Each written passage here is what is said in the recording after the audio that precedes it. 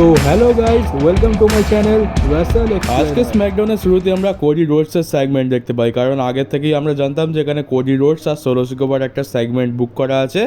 তো Cody Rhodes আছে, এবার তারপর কী হয় যে সোলো সিকোবাও চলে আসে। আমরা দেখি যে সোলো সিকোবা একমাত্র রিংয়ের মধ্যে প্রবেশ করে, আর বাকি ব্লাড লাইনের যে সমস্ত মেম্বাররা রয়েছে তারা র্যাম্পের মাঝখানেই দাঁড়িয়ে থাকে। এবার সোলো সিকোবা বলে যে তার চ্যাম্পিয়নশিপের জন্য অপরচুনিটি চাই, কিন্তু কোডি রোডস এমন একটা কথা বলে যার ফলে ব্লাড লাইনের মধ্যে একটু ঝামেলা শুরু হয়ে যায়।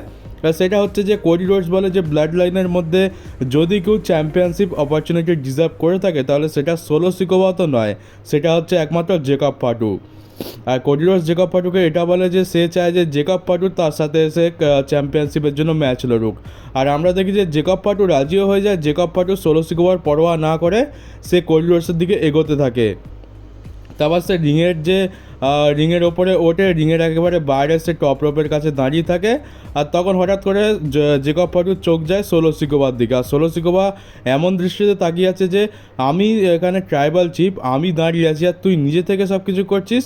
তো জেকব ফাটু এখানে সোলো সিকোবাকে দেখে দাঁড়িয়ে যায়, কিন্তু জেকব ফাটুকে দেখে পরিষ্কার বোঝা যাচ্ছে যে সে কিন্তু খুশি নয়, সে কিন্তু কোডির সাথে ম্যাচ চাইছিল চ্যাম্পিয়নশিপের জন্য। এবার কী হয়েছে, জেকব ফাটু দেখে যে তার গরিবের ট্রাইবাল চিফ একটু রেগে গেছে, তাই জেকব ফাটু কী করেছে সেখান থেকে নেমে যায় আর বলে যে ঠিক আছে সোলো সিকোবাই লড়ুক। তো এইখান থেকে একটা ঝামেলা তৈরি হয়ে গেছে। আমি বলছিলাম যে এই জেকব ফাটু একদিন তো সোলোর ওপর অ্যাটাক করবেই, কিন্তু যেহেতু ট্রিপল এইচের হাতে সব কিছু আছে, ট্রিপল এইচ যে জিনিসটা আজকের হয়ে যাবে সেই জিনিসটাকে এক বছর পর গিয়ে করবে। তো এখন এদের মধ্যে আপাতত ঝামেলা হচ্ছে না, কিন্তু হিন্ট প্রত্যেক সপ্তাহতেই আমরা দেখতে পাচ্ছি। তো কী হয় যে এবারে পুরো ব্লাড লাইন চলে আসে কোডি রোডসের ওপর অ্যাটাক করার জন্য। সবাই পুরো 4জন মেম্বারই কোডি রোডসকে ঘিরে নেয়। আর তারপরে আমরা দেখি যে কোডি রোডসকে বাঁচানোর জন্য স্ট্রিট প্রফিটস আর ডিআইওয়াই চলে আসে। তারপরে এদের মধ্যে ভাবছিলাম যে একটা ব্রল শুরু হবে, সবাই রেডি হয়ে রয়েছে মারামারি করার জন্য, কিন্তু নিক অল্ডিস এসে আজকের স্ম্যাকডাউনের মেন ইভেন্টের জন্য পুরো blood line versus DIY versus street প্রফিটসের মধ্যে একটা ট্যাগ টিম ম্যাচ বুক করে দেয়। এখানে কোডি রোডস থাকছে না।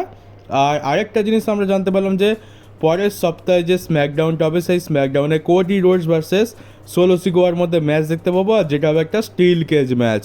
তো আমরা ভাবছিলাম যে ব্যাড ব্লাডেতে এদের ম্যাচ বুক হবে, কিন্তু না, ট্রিপল এইচের নতুন নিয়ম অনুযায়ী র স্ম্যাকডাউনকে ভালো বানানোর জন্য প্রিমিয়াম লাইভ ইভেন্টের যে ম্যাচগুলো বুক করা উচিত সেই ম্যাচগুলো র স্ম্যাকডাউনেই হয়ে যাবে। তাই এই ম্যাচটা ব্যাড ব্লাডে হবে না, এই ম্যাচটা হবে পরের সপ্তাহে স্ম্যাকডাউনে। একদিক দিয়ে ভালোই হচ্ছে, কোডি ভার্সেস সোলোর ম্যাচ আবার কেইবার দেখতে চায়।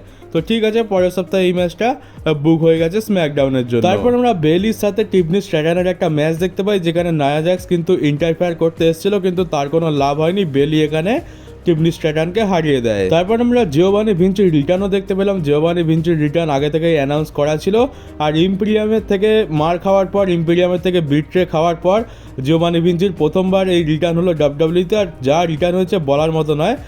জিওভানি ভিঞ্চির আজকের আপোলো ক্রুজের সাথে ম্যাচ ছিল, আর সেই ম্যাচটা আপোলো ক্রুজ জিওভানি ভিঞ্চিকে মাত্র 4 সেকেন্ডের মধ্যে হারিয়ে দেয়। মানে ম্যাচ সবে ঘন্টা বেজেছে, তার মধ্যেই আপোলো ক্রুজ জিওভানি ভিঞ্চিকে রোল করে পিন করে। আর আমি তো গুনছিলাম মোটামুটি 4 সেকেন্ড বা 3 সেকেন্ডই লেগেছে, আমার তো মনে হয় 4 সেকেন্ড লেগেছে। 4 সেকেন্ডে ম্যাচ হেরে যায়, যেটা একটু শকিং ছিল, কেউই এক্সপেক্ট করেনি। আর এক তো ইম্পিরিয়াম থেকে তাকে বের করে দেওয়া হলো, তারপরে তাকে রিপ্যাকেজ করে একেবারে নতুন করে স্ম্যাকডাউনে রিটার্ন করানো হলো, আর তারপর তাকে 3 সেকেন্ডের মধ্যে ম্যাচও হারিয়ে দেওয়া হলো। তো এটা তো খুবই আজব বিষয়, একটু হাস্যকর লাগলেও দেখতে গেলে একটা খারাপ জিনিস। যে ডাব্লিউডাব্লিউ জিওভানি ভিঞ্চিকে যদি একটা ভালো সিঙ্গেল সুপারস্টার বানাতে চায় সেটাও কিন্তু সম্ভব, কিন্তু যেভাবে সূত্রপাত হলো, যেভাবে সূচনা হলো, সেটা তো খুব একটা ভালো মনে হয় না। ঠিক আছে, এখনই কিছু বলা ঠিক হবে না, দেখা যাক পরের সপ্তাহে জিওভানি ভিঞ্চির কী হয়। এছাড়া আমরা কেভিন ওভেন্স, অস্টিন থিওরি আর গ্রেসন ওয়ালারের মধ্যে একটা ট্রিপল থ্রেট ম্যাচও দেখতে পাই। ট্রিপল থ্রেট ম্যাচ বলা ভুল হবে, কারণ এটা একটা 2-on-1 হ্যান্ডিক্যাপ ম্যাচ ছিল। আর এই ম্যাচের মধ্যে মেন ছিল যে আমরা কেভিন ওভেন্স তো জিতবে আমরা জানতাম, কিন্তু মেন হচ্ছে যে এখানে আমরা অস্টিন থিওরি আর গ্রেসন ওয়ালারের মধ্যে একটু ঝামেলা দেখতে পাই। এরা পুরো ম্যাচে নিজেদের মধ্যে কিছু না কিছু নিয়ে ঝামেলা বেঁধেই থাকে, কিন্তু জানি যে ট্রিপল এইচ যেটা 1 বছরে হয় সেটা 4 বছরে করবে। আমরা অনেক দিন ধরেই দেখছি যে অস্টিন থিওরির সাথে গ্রেসন ওয়ালারের ঝামেলা বাঁধবে, কিন্তু সেরকম কিচ্ছু হচ্ছে না। আজকের আমরা সেটাই দেখতে পেলাম। এদের নিজেদের মধ্যে মারামারি তো না, এরা নিজেদের মধ্যে ঝামেলা করছিল, যার ফলে তার লাভটা কেভিন ওভেন্স উঠে। কেভিন ওভেন্স এখানে অস্টিন থিওরিকে স্টানার মেরে দেয়। আর অস্টিন থিওরি খুব সুন্দরই বলতে হবে যে প্রত্যেকবারই অস্টিন থিওরিকে যখন স্টানার মারা হয় তখন খুব ভালোভাবে সেল করে, আর এবারেও তার কিছু ব্যতিক্রম হয়নি। অস্টিন থিওরি এবারেও স্টানারটা খুবই সুন্দরভাবে সেল করেছে, আর এখানে অস্টিন থিওরিকে পিন করে কেভিন ওমেন্স জিতে গেছে। আর আমরা দেখি যে ম্যাচ শেষ হওয়ার পর দুজনে মিলে কেভিন ওমেন্সের উপর অ্যাটাক করে দেয়। তো প্রথমে যে ঝামেলাটা হয়েছিল তারপর দেখলাম যে ঝামেলা সব মিটে গিয়ে আবার মিল হয়ে গেছে, দুই বন্ধু মিলে কেভিন ওমেন্সকে মারলো, আবার হাতও মিলালো, গলায়ও মিললো। তো এই হচ্ছে অবস্থা। ট্রিপল এইচ একটা জিনিসকে টেনে টেনে এত বেশি লম্বা করে দেয় যে ফ্যান্সদের ইন্টারেস্টই চলে যায়। এখন দেখো, এখন অস্টিন থিওরি বিট্রে করুক বা না করুক, অস্টিন থিওরির ফেস টার্ন হোক বা না হোক, এতে আমাদের কিচ্ছু যায় আসে না। কিন্তু আজ থেকে ঠিক 2 মাস আগে আমাদের যায় আসতো যে অস্টিন থিওরি যদি ফেস টার্ন করে খুবই ভালো হবে। তো এই একটা খারাপ জিনিস আমার লাগে। রক ভার্সেস রোমান রেন্সের ম্যাচটা তো টেনে টেনে 4 বছর পিছিয়েই দেওয়া হলো, আর ট্রিপল এইচ প্রত্যেকটা জিনিসে এরকমই করতে থাকে। যেখানে লং টার্ম স্টোরি লাইনের দরকার আছে সেখানে লং টার্ম স্টোরি লাইন দিক, সেটাতে আমার কোনো আপত্তি নেই, কিন্তু যেখানে দরকার নেই সেখানে কেন জোর জবরদস্তি প্রত্যেকটা জিনিসকে এরকম টেনে টেনে লম্বা করার কী দরকার সেটা তো আমার মাথায় ঢোকে না। এবারে অনেকে বলবে যে ট্রিপল এইচকে কিছু বলার আগে, ট্রিপল এইচের ব্যাপারে কিছু নেগেটিভ বলার আগে 10 বার ভাবা উচিত। তো হ্যাঁ ভাই, আমি 10 বার নয়, আমি 10.5 বার ভেবে তারপরে বলছি যে আমার তো এইগুলো খুব একটা ভালো লাগছে না। প্রত্যেকটা জিনিসকে টেনে টেনে লম্বা করার কোনো মানে হয় না।